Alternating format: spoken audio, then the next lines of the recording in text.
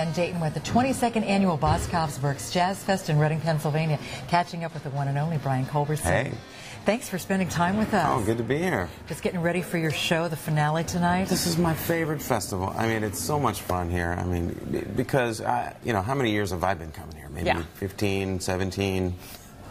I don't think 22, but it feels like it. But I mean, it just feels like we're back home with family, and it's wonderful. The energy is great here, isn't it? It is. Yeah.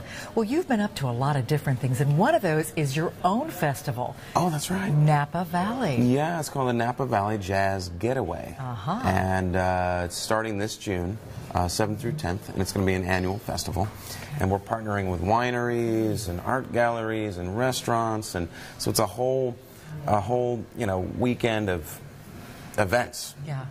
In addition to the music, so it's going to be lots of great music too, of course.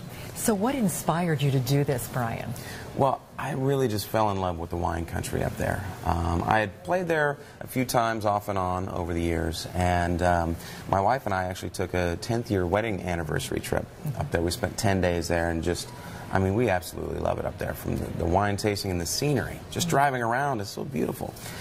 So I just, you know, I've done a lot of the jazz cruises over the years as well, and so I thought, you know, taking that kind of experience where it's more than just music, it's a whole lifestyle event. Let's take that to a beautiful place. Wow. And what better place than Napa? Yeah. And you're saying, too, this is something that really sells out quick, so we're going to have to pay attention. Yeah, the first year sold out in 1 week. Yeah. Wow. I mean, it was unbelievable. People just really love the idea, so we're already setting up our second year for 2013 and expanding it, trying to make it bigger and better, of course.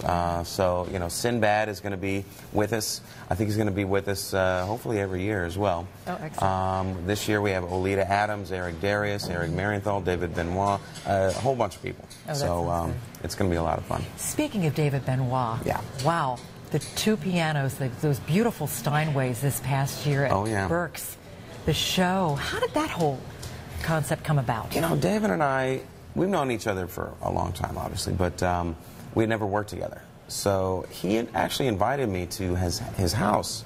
He had written some classical piano pieces, and he put on a recital in his living room, and actually went.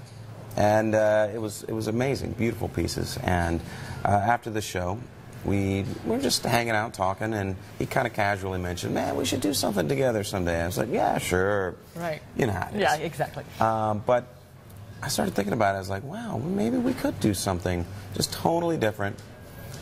Just two pianos on stage. So we've been out literally a whole month on tour all over the place and just having a blast. And they're a sellout, too. I know they were here. Yeah. Oh, yeah. Yeah. It's been an amazing, amazing response. And a lot of people didn't really know what to expect. And they show up and there's just two pianos, there's no band. So, you know, that was also a challenge musically, you know, as well. How do you figure out, okay, a lot of my songs are kind of funky, up-tempo, rhythm section based. Well, we got to reimagine all of our songs that way. So, and I think it really worked. It's very interesting. So. It certainly did. And we hope to do more touring in the future as well. That sounds great. What else? I know you always have things going on in your mind, what you're working on, what you're doing, projects. Well, I do have a new record, and it's coming out June 12th. The 12th, okay. It's called Dreams. And this is a little bit of a departure for me. I've been obviously doing the more funkier up-tempo side recently. So I decided it'd be nice to kind of flip it up and do some kind of slower, romantic, hypnotic, ethereal, you know. Right. Slow jams. Slow jams, yes. So that's what I did on this project. And, you know, it's a lot of fun. I have 3 great vocalists on there as well. You know, some good instrumentals, of course. I can't wait. I can't wait. Yeah, How's your wife doing? She is wonderful.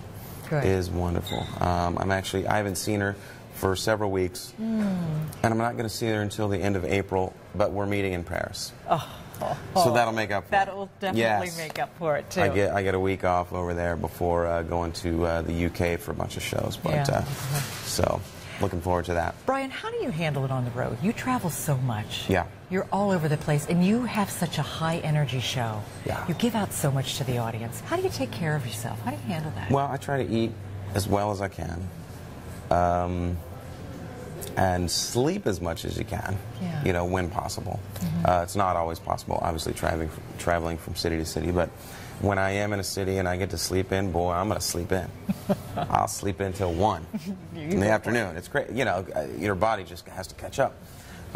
So, you know, between those two things and you know, my espresso, that always helps. I'm good to go. Good Speaking to go. of, yes. I haven't quite gotten mine yet, no, so you need I'm trying to wake up here. So, well, thank you for spending time with us, and can't wait to catch the finale at this show here. All right. Thanks, I'm excited. Yeah, me too. Yeah. We're coming to you from the 22nd annual Boscov's Berks Jazz Fest in Reading, Pennsylvania.